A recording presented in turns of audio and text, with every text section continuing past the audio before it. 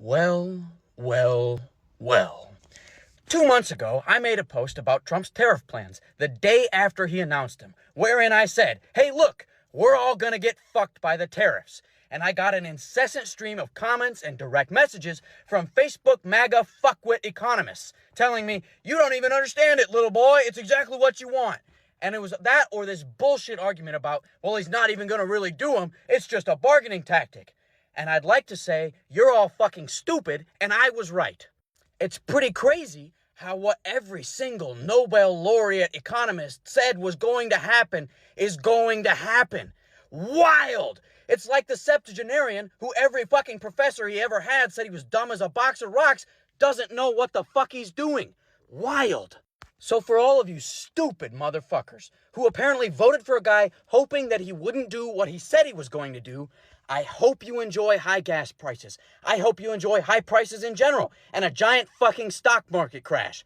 Because that's what's fucking coming for you, despite the fact that we all tried to warn you incessantly. We voted for Trump because he promised while he was campaigning like a million times that when he got into office, he was going to bring down prices, bring down grocery prices. The inflation has been high ever since COVID, and he promised he would bring that down. But it's obvious to me now that that was not true.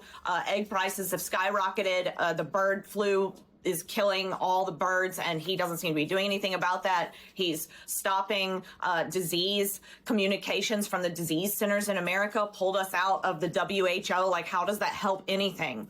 And yeah, all he's been doing is taking away rights and freedoms, or trying to. He's not doing anything about the economy.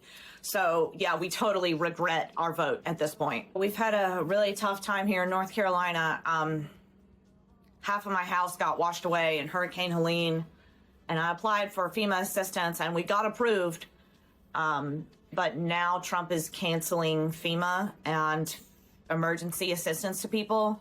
He's also canceled Medicaid for my children. I know they said they put a halt on his freezing of the funds, but the Medicaid portal is still not working, so we can't access anything for our children's health insurance. MAGA, yeah, you. Here it comes. Your FAFO moment is underway.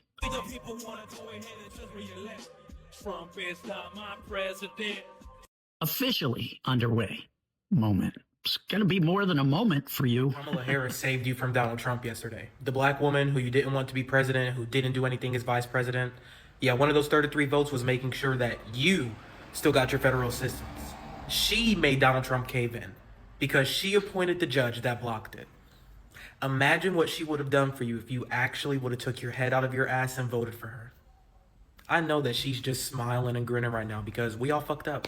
We all fucked up, and now we have to live with it. Veterans, you're next up on the FAFO block because Elon Musk's new Doge department to cut costs and expenditures. They're looking at just cutting out everything that has our authorizations expiring this year.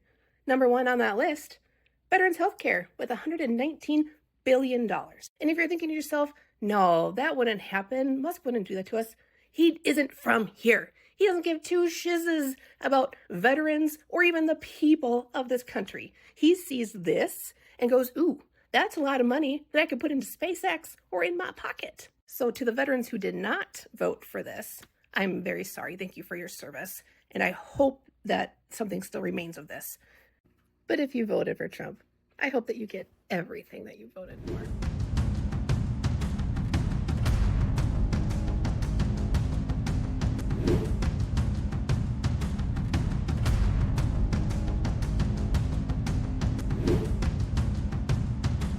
Well, a little more FAFO for the U.S. after their tariff threats to Canada. Not only did we respond with tariffs, hold my beer, we took your stuff off our shelves, boycotted as many products as we could, tore up hundreds of millions of dollars worth of contracts, and the only thing we ended up agreeing to in the end after you folded in 3 days was the same thing we agreed to in 2024 when Biden was in office. But what you did is you pissed us off, and you told us, we can't trust you as allies, and we can't trust you as trade partners. So we jumped on the phone, we called up China, and we said, hey, how do you feel about a free trade agreement? And China responded with, we feel peachy keen. So now we're taking hundreds of billions of dollars out of the U.S. economy and reducing our dependency on the U.S. to send it all to China. So how do you guys feel about that?